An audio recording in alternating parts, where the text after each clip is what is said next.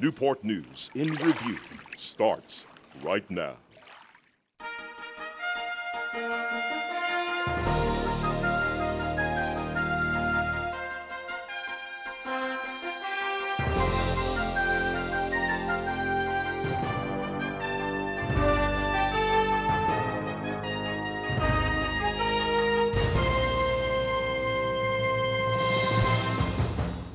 Hello, I'm Aaron Pritchett, and welcome to this edition of Newport News in Review for the month of March 2010. It's so long farewell, old man winter, and a nice warm welcome to spring, as a brand new season begins, bringing with it all things bright and beautiful, warmer weather, and new life. And what better way to celebrate this breath of fresh air than taking you to a place that few rarely get to go, not to mention a place that is breathing new life into 148 years of history, with the delicate process of documenting, excavating, and conserving 220 tons of artifacts from the most famous Civil War ironclad in history, as we bring the show to you from the very intriguing USS Monitor Batten Conservation Laboratory here at the Mariners Museum. It's been said that things get better with age, and that certainly holds true for a museum that got its start with a very small collection in the early 1930s and is now America's National Maritime Museum and one of the largest maritime museums in the Western Hemisphere, housing some of the most precious and priceless artifacts that celebrate the spirit of the open sea.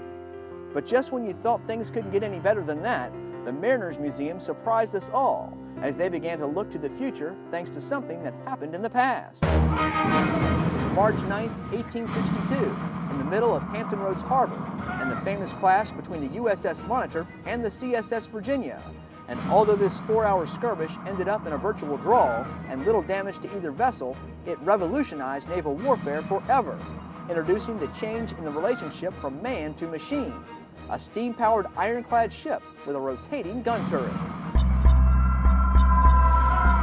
Surprisingly enough, 9 months later, it met its fateful end in a storm that sank the vessel off the coast of the Outer Banks of North Carolina, and there it would lay 240 feet deep on the bottom of the Atlantic Ocean for the next 111 years.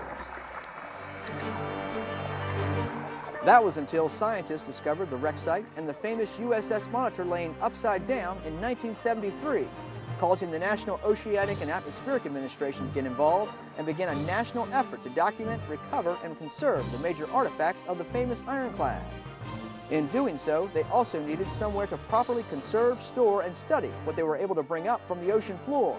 And that is why the Mariners Museum became more important than ever, as NOAA, on behalf of the federal government, designated the museum as the official repository for artifacts and archives of the USS Monitor, thus beginning the process of a major expansion project at the museum that became a reality on March 9, 2007, with the opening of the brand new $30 million, 63,500 square foot USS Monitor Center, giving visitors a complete interactive experience retelling the story of the USS Monitor.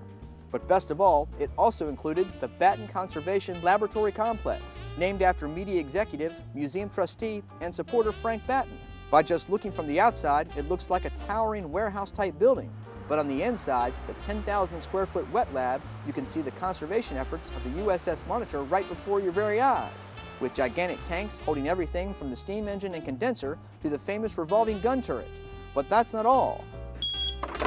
because this facility also has a lot going on behind the scenes that people rarely get to see, because in its 5,000 square foot dry lab, the dedicated conservation staff continues to perform painstakingly precise, careful analysis and preservation of the more than 220 tons of other artifacts that have been recovered as they continue to document and conserve 148 years of history that once laid on the bottom of the ocean floor for generations to come.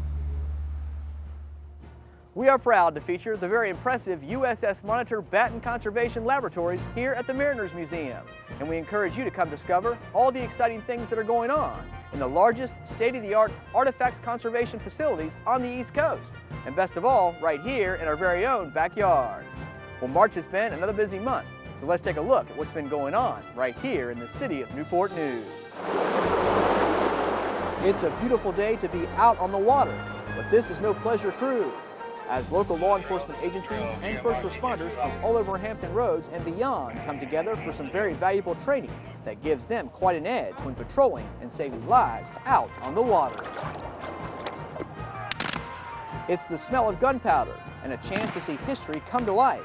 as people come from miles around to see local reenactors relive the past, as Enview Plantation plays host to a very popular Civil War reenactment weekend. And this is Newport News Waterworks. Probably like you never have seen them before, but this was a long time coming, as this local eyesore gets demolished to make way for a much greener future and a welcome sight to those who enter just one of the many gateways to Newport News.